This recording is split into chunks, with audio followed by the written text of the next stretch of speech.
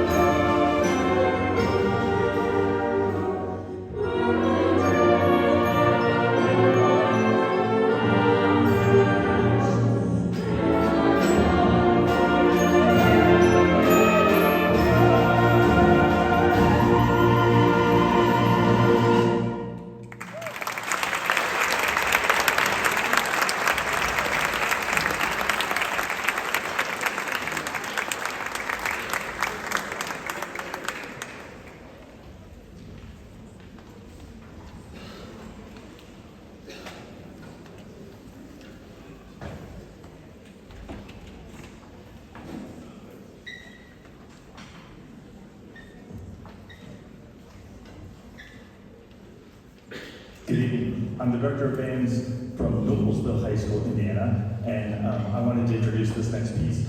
I've been looking forward to this moment for over a year. When I found out that I was going to get to come on staff with Indiana Musicians Abroad, and we were doing suggestions for pieces, and I found out that we were going to Lucerne, Switzerland, I knew a great piece called The Lion of Lucerne. And today, a group of students that are in this band who got to see the lion today, raise your hand. And we got a picture taken in front of it. I contacted James Kurnow, who wrote the piece, and I'm going to send him that picture.